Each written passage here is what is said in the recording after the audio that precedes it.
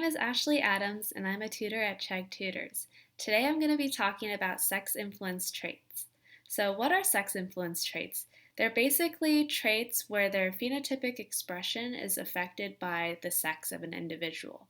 Or in a nutshell, like I wrote down here, traits in which the phenotype expressed by the heterozygote is influenced by sex, male or female. Not necessarily you have to be male, you have to be female to demonstrate those traits, but it's just that the sex influences these types of traits.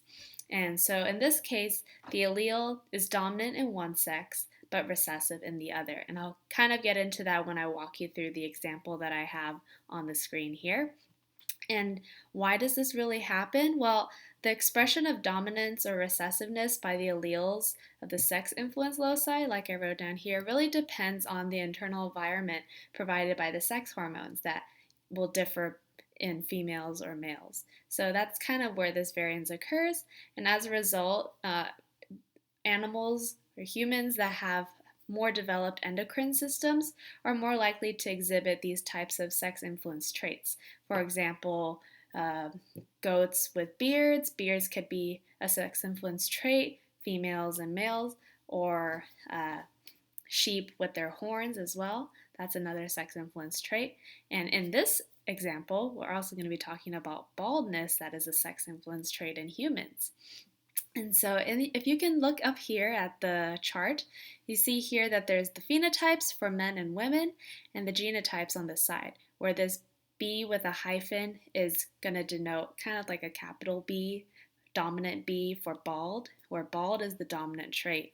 And as you can see here, when you're homozygous B hyphen or capital B, you'll be bald when you're in both males and females. But if you're heterozygous, that's where the changes occur, and that's where the fun starts, right? So you get to see that in males, if you're heterozygous, you'll be bald. Sucks to be them, but if you're a girl, luckily you won't be bald if you're heterozygous, which is a good thing for you ladies out there. Unless you want to be bald, then I guess that would save you some shampoo. But what can I say? So, and then if you're homozygous recessive for this trait, then you're going to not be bald regardless in males or females. So that's where the fun occurs, is basically when you're heterozygous, it'll depend on whether you are male or female. And so which brings me to my example question right here. For example, a heterozygous man and a heterozygous woman want to know what is the chance that they will have a non-bald girl. So we're going to account for two things here. What's the chance that they'll have a girl, and what's the chance that the girl will not be bald? So let's go ahead and get cracking on that. So I'm going to draw out this here.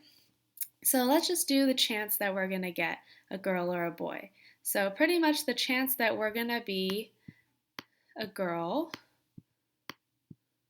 or a boy.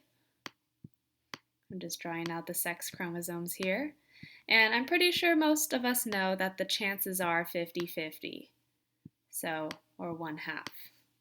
Because the female has 2 X chromosomes and the male has the X and Y chromosomes. So it's pretty much up to the father which sperm carrying either the X or the Y chromosome will mesh up with the egg. So that will determine the sex of the child. So the chance that we're going to get a girl is going to be 50%.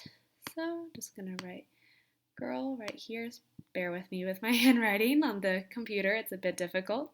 So we have 50% chance there.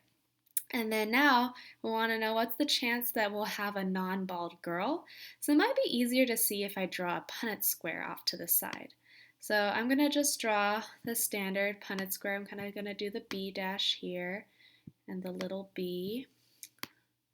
And then here's my good old square. Oh, it's kind of messed up. And then here's the other heterozygous. And then if I were to draw these all out, you'll see here that it'll be big B, big B, big B, little b, big B, little b, and little b, little b. So, and I'm going to draw the little hyphens here, since in this problem The hyphens denote the dominant bald allele. So looking at the Punnett Square, we see here that, and looking at the chart here to kind of guide us, that non-bald in women, you're going to see that it occurs when you're heterozygous or if you're homozygous recessive for the little b allele. So it can happen when you're heterozygous and it can happen here. So in that case, we see that we're heterozygous 50% of the time, right? Because if you think about the Punnett Square, it's a 1 to 2 to 1 ratio for this cross right here, where this is the heterozygous. Sorry, this is hard to draw. This is the homozygous dominant, and this is the homozygous recessive. But if you think of as each quadrant as a fourth chance of occurring, right, because there's 4 possibilities, 2/4 of it, or a 50% chance, will be heterozygous. And then including this homozygous recessive for non-bald, 3/4 chance then of having any of these different genotypes occurring, right? So as long as you get one of these 3, then we'll be non-bald if you're a girl. So in that case, we would do girl, which is 50%, so 1/2, and then non-bald, which is 3/4, and then multiplying that out, we get the possibility that this couple will have a non-bald girl will be 3/8. And so that is the final answer. Pretty simple, right? Feel free to rewind this video, watch it again if you're still a little bit unclear, and I hope you have a great day and enjoy learning more about genetics and sex-influenced traits. Bye!